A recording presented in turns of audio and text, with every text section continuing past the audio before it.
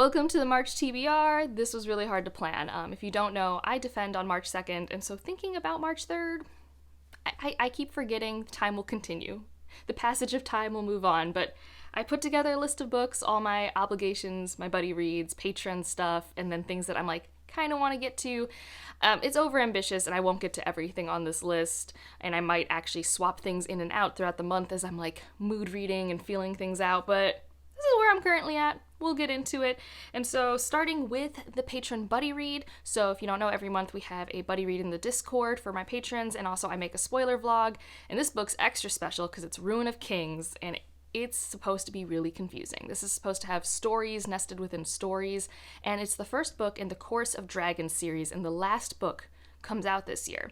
So my current plan is to read this with the patron, and Judith and I are actually going to read all 5 books together.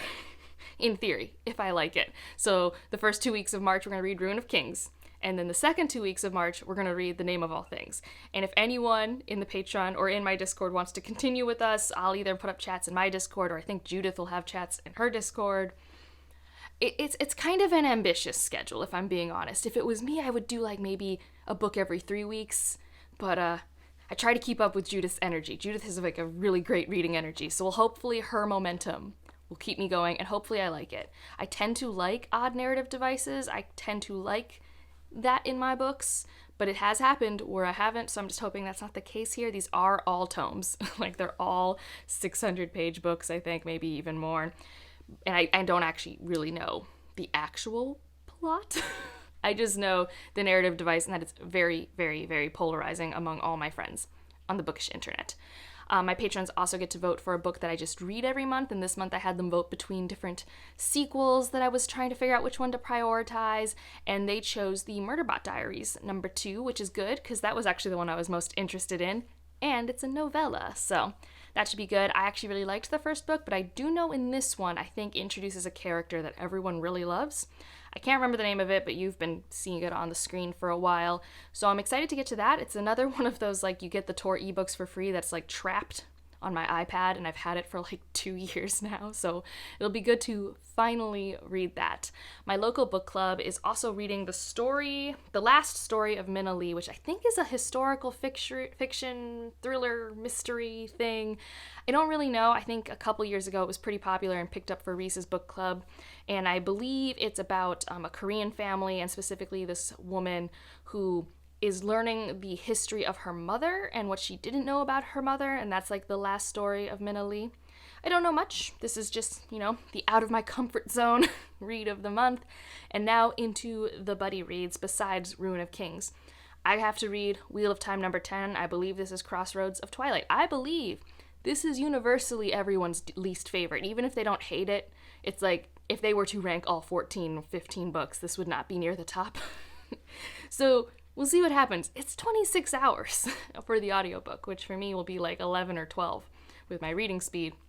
I don't really know what's going to happen, but I have been oddly okay with the slog books, or at least they haven't been worse for me than the standard books, which I think's been good, because I think I've just been slogging longer than most people, and I think I'm just used to it by now. So that's a buddy read that I'm doing with Stephanie and Grace, because Grace normally does a book a month, but decided after Winter's Heart that she wanted to be with people to have the reading experience of Crossroads of Twilight together. So that's one of the buddy reads. And then another buddy read I'm doing with Jocelyn is Destroyer of Light. So this is an author I've been wanting to read her sci-fi for a long time. I just haven't gotten to the novella Elysium because it's kind of hard for me to get my hands on in the way that I want to. And so this is a new release that actually came out last fall. And from what I saw briefly on Goodreads, it says The Matrix meets the Afrofuturistic Persephone retelling in a world with like AI and aliens and stuff in the underground. And honestly, all of that sounds really cool. I know Judith is the only person I know who's read it, and I know she liked it but didn't really find it memorable, or at least right now if I were to ask her what it was about, she doesn't really have much to say. But I'm hoping I have a really good time with it. It feels like it's going to be really unique and cool, and I've had like an arc for it from NetGalley for a minute, so I would really like to get to that and see if I want to pick up Elysium, their other, I don't know if it's their debut, but it's an earlier sci-fi work in like a really weird, interesting society. And the last obligation read is for the Book Community Reads book club that Jess Owens and I host, and that is Hood Feminism. I think, so we read this in March and we talk about it early April. And I haven't read this one. I've heard good things from a lot of my friends. It's pretty short. The audiobook's only 7 hours, which means I think this book's maybe only 200 pages or something like that. I never quite know the ratio because I tend to listen to my nonfiction. But I'm excited to pick this up, do book club. Book club's always fun. And so that's on my list. I think this is specifically looking at feminism and increasing one's awareness of how intersectional it should be, and sometimes that it isn't, I believe, is more of its focus, but I'll find out when I pick it up. And so those are all the obligations, and the rest are just things that, like, I want to do. So continuing series, it's time, I think, to at least start the 6th Malazan book. I'm not going to say that I'm going to finish Bone Hunters in March. That's an undertaking. Like, if I get really into it, it could happen, but it's a very, very, very long book. I think it's 1,200 pages. The audiobook looks like it's 40 hours, and I know that this one, I think, is more philosophical. I'm not positive, but I have it on Kindle and audio, and I will spoiler vlog it like I typically do, but I might only get to like the first half or so. I'm not sure. It'll depend on my mood, but I wanted to at least pick it up in March. A book that I actually want to finish to like finish out a trilogy is Dark Stars. This is the 3rd and final book in Casey Berger's Resonance trilogy, so indie published kind of adventure, rebellion, space opera sort of series that I've been enjoying, and I have the audiobook and Kindle for that as well, and this is the last book. I would like to read it and finish it, get another series done. And let's see, is there any other series on my list? Yes, The Queen of Sorrows. So wasn't on last month's TBR. I have talked about it at least in other videos, but I've been reading the Queens of Renthia series, and I'm loving it. So I only have the 3rd book left, and so I really for sure want to find time to get to it. I need to know how it ends. This has been such a comfortable, cozy fantasy series for me. Like, a lot of my favorite comfortable tropes, and it's just like my type of plot-driven fantasy. Like, I don't always go for plot-driven fantasy, but if I do, this is what I like. Like, this is the stuff that works really well for me, a really good pairing of some quiet moments with generally, though, page-turning momentum. This is it. So those are all the series continuations, and then the last couple books I want to mention that I want to get to. How High We Go in the Dark, I want to at least try.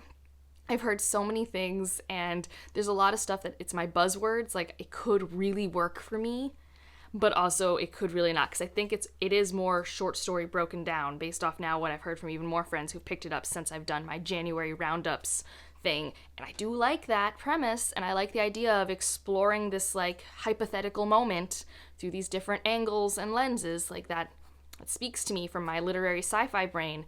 But I do hear, because you don't have character connection and because the writing style is very unique, it just doesn't work all the time. Like, some of the sections are stronger than others for certain people. So I'm curious, but I think I just need to figure it out for myself. I also really want to pick up Brown Girl in the White Ring. I've been wanting to read more Nalo Hopkinson ever since I picked up Midnight Robber, and I just haven't. This is pretty short. I believe this was her debut, and it takes place in a city where everyone has left, and now suddenly the rich people who left this city to its own devices, where it reverted back to barter systems and everything else, they want to take advantage of the people and the resources in the cities again, and that leads our main character, I believe, connecting with the spiritual supernatural realm. So it's like future dystopian sci-fi with some magical realism, and I really love speculative fiction like this. It can be really cool, so I really want to try and get to that one. And I'm sure there are other new releases on my radar that I'll just have to look through my Kindle, but I am already reading one of my major March releases now in February, so I'm not like too behind on my NetGalleys, but this is where it's at. It's a lot of pages, a lot of hours, but I'm excited about all of these stories, and so hopefully I do read them all. But I might also, I don't know which one yet, which is why it's not on the TBR. I kind of want to pick up a middle grade, because I've been wanting to read more middle grade this year, and it's middle grade March. And I'm not sure yet. Part of me just wants to pick up Sal and Gabby Breaks the Universe, because I've been meaning to for a while. But I don't know if there are other ones I should try out. Like, I know Amari. I know that one's very popular. But if you, knowing my taste, knowing that I loved The Last Contista, have a middle grade suggestion, let me know. But that's it for this video. Let me know what book you're most looking forward to read in March. If you want to leave an emoji just to let me know you're here. Oh, I don't know, leave a dragon. I think I have a lot of, well, maybe not a lot, but there's a dragon on the cover of Ruin of Kings. Hopefully there's a dragon in the book. I don't know. I feel like dragons are great for marketing, but can lead to a lot of dissatisfaction if there's no dragon in the book. It's a trend I've noticed on the internet. But otherwise, like if you liked it, subscribe if you want to, and I'll see you in the next one. Bye.